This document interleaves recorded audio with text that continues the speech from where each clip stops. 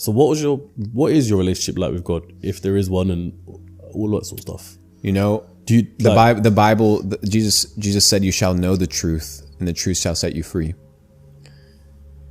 It's not you shall believe in something, or you shall believe what a speaker says on a stage, and then you will force yourself to believe that because you have fear of going to hell, and then that will set you free. No, you shall know the truth. So about building a relationship, I mean, only a fool would deny the existence of a creator. And I just happen to align very deeply with Jesus as God, without going into the entire trifecta of how Muslims think about Jesus. I was going to say, because we can go back and forth on this. It'll be an eternal conversation. Yeah, we can have an argument on the podcast. But I look at Jesus as the most important figure in human history. I align with his values. I align with his principles. I've yet to hear somebody say something poorly about Jesus, about how he conducted himself, about how he thought about women, about how he thought about society. He was an anarchist against the priests in the temple, and he was an anarchist against the status quo. And he preached love and acceptance and love for God and love for the Father. So I resonate deeply with him. And I've chosen to believe in his worldview, and it's played out extremely well. We can definitely have conversations in the future or off the podcast as to what it looks like at a divine level, whether he's God or whether he's a prophet. And that's one of the differentiations between Christianity and Islam. Yeah. But that would be a really long conversation. Yeah, no, definitely. That wouldn't be for CEO Cast. Tune in for Godcast coming soon. Yeah. No, but you know what? I'm not going to question you about it on this podcast. We may speak about it off camera, because I know after you've said that, people are going to say, why didn't I say this back and forth to Luke? But I respect people. But what I will say is, you will never catch a Muslim saying a bad thing about Jesus, of course, as you may know as well. And the thing is, I also think people have a terrible perspective in the West about Muslims, because it's been propagandized as a bad thing. But here's the thing, a true Muslim... Will you tell me, how is it portrayed in the West? I mean, terrorists, basically people that, are out here trying to take over the world and things of this nature. And it's just not the case. But I can tell you one thing for a matter of fact. A true Muslim that practices the Quran and truly believes in it will never screw you over. Have you had experience with that? I know it to be a fact. And it's true. You will have a brother for life, because it's built in the philosophy and in the way that they believe. So when I do business with Muslims, and I do it with full confidence, because if they're true Muslims, I'm not talking about the ones that say they are, but they're not. By name and all that, yeah. But the ones that are true believers, they won't screw you over. And I've had this firsthand experience, and that's why I trust them. The reason why I bring up the topic of religion is because I present this question to you of, do you believe that this is all written by God, and your destiny was written by God, and God's given it to you? Like, do you thank God for where you are right now, or... If we think about a divine creator outside of time, space, and matter, so he operates in past, present, future at the same time, then it makes sense that there is a knowledge as to what is going to happen and what is going to come.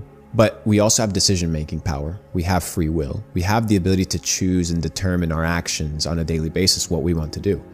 God isn't putting a gun to your head saying, hey, you need to come and pray to me. Hey, you need to develop a better relationship with yourself. Hey, you need to stay away from addiction.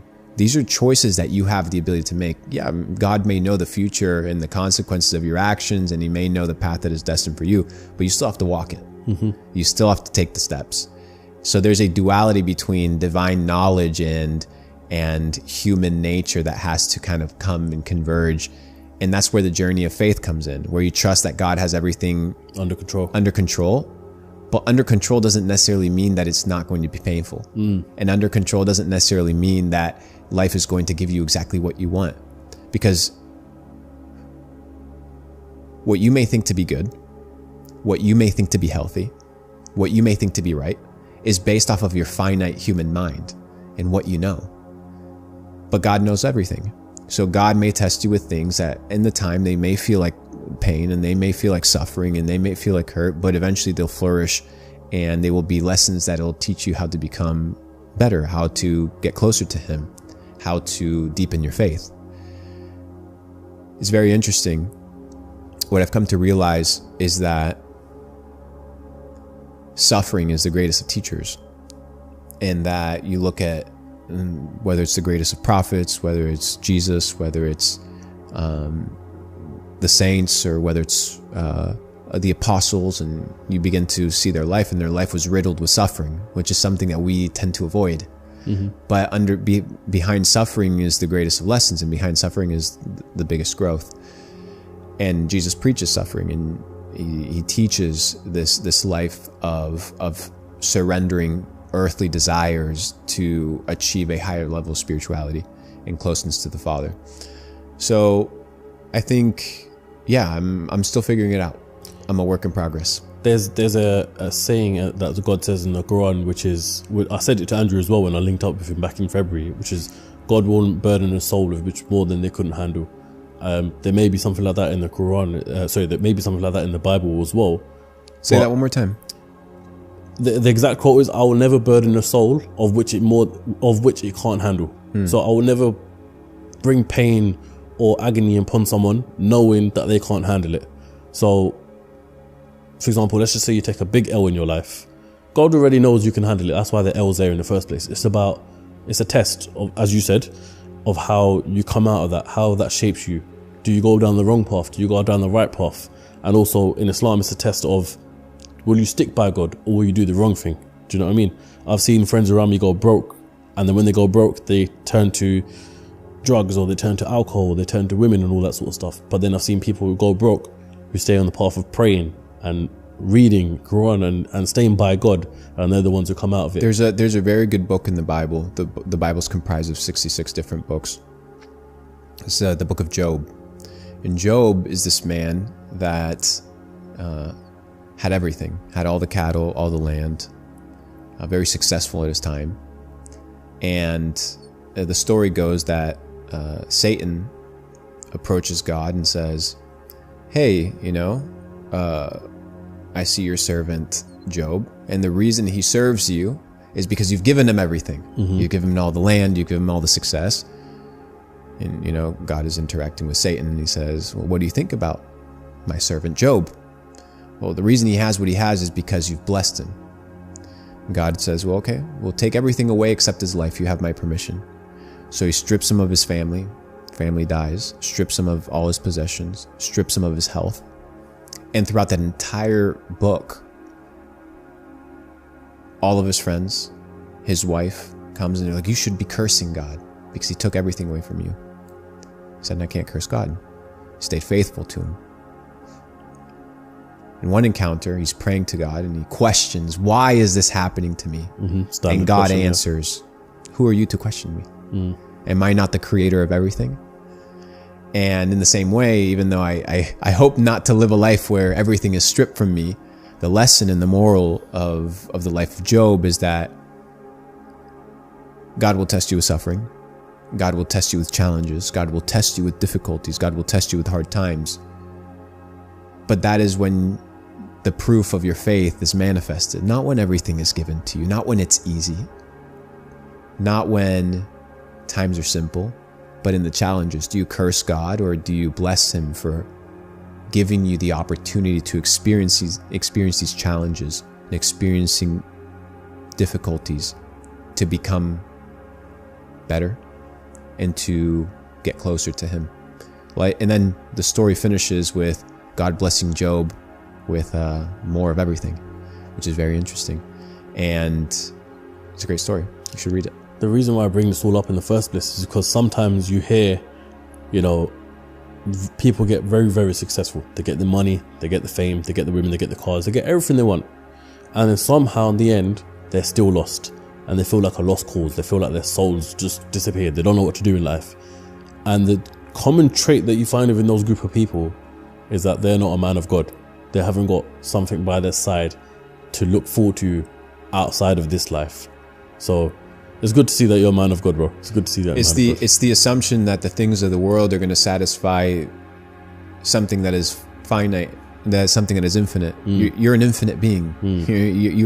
You're not bound to this 3-dimensional world. If you're going to try and satisfy your soul with the things of this world, you will always fail. If you're going to satisfy it with luxury, what the fuck is luxury?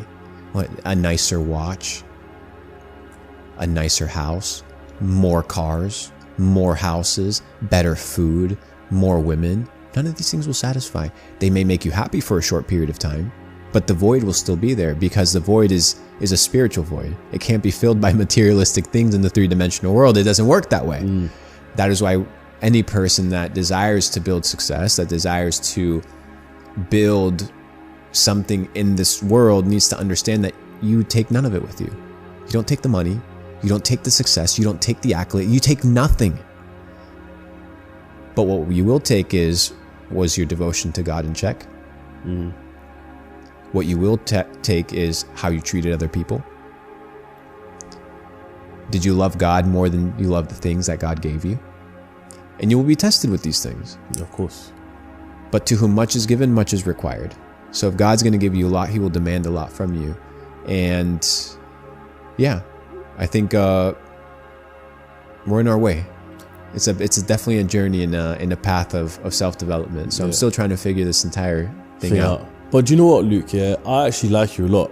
And the reason for this is because, speaking of these whole worldly desires and things that satisfy you, when I go through your Instagram page, there's not one thing in there, there's not one post that makes me think this guy just wants to show off his money.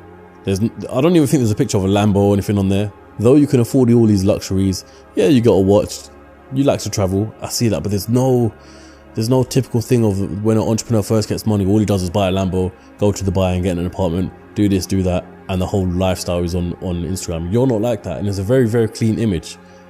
Why is it that you've kept it like that? Or how have you kept it like that? Because you can afford 10 times more than what any of these fake gurus or people who want to be this guy actually can afford. You know what I mean? Because none of these things make me happy. Simple answer. None of these things satisfy me. What does? You know, how many cars can you sit in? One. Yeah. How many beds can you sleep in? One. Why would I show off these things? They don't bring any value to people. Sure, I might do some stunt and go buy a supercar with meme coin money. I'm gonna do that. Yeah. Just for fun. Yeah. But the car it has nothing to do with my identity. It has nothing to do with who I am. It doesn't represent my character, nor does it bring any value to anybody. And yeah, I get it. Like, certain people got the lifestyle, and there's ways that the lifestyle sells and it helps you. But I don't want these things to be why people follow me. I want people to follow my content if they choose to follow it, because they resonate with the message, and they resonate with the fact that maybe I have something of value to provide beyond just materialistic things. And I've come to realize that usually the people that follow for those reasons aren't necessarily the people that I want following me in the first place. I want people with substance. I want people that are grounded. I want people that love their families. I want people that love God. I want people that are focused on purpose and value and providing for others, because these are the things that matter to me. These are the things that have made me happy. You know, I'll go and sponsor orphans in Thailand before I go and spend money on a supercar. That doesn't mean I'm not going to go buy a supercar, but me talking about these things, it brings no value to anybody. It provides no substance to anybody. Now, on the flip side, I understand the business game. You pull up to a private dinner in a nice car with a nice watch, dressed nicely. You will be taken at first glance with more respect and more consideration than somebody that pulls up in a Honda Civic. As much as the brokies like to say, oh, you know, billionaires don't have cars, or billionaires don't have the Rolls Royce. There was that cliche thing of Mark Zuckerberg and Bill Gates of, oh, they're not wearing designer or nothing like that. It's a lie. Yeah. I mean, Bill Gates, you can look it up. Warren Buffett has 60 jets inside of his company, right? Of course, he doesn't own them all. Yeah. But who do you think's buying the Ferrari and the Maserati? The poor people? No, it's the rich people. It's rich people toys. Yeah. So I understand that game. And I play that game, but that doesn't necessarily mean that I'm going to play that game in front of my audience, because it's not the necessary source of value that I think is going to nurture them in their career.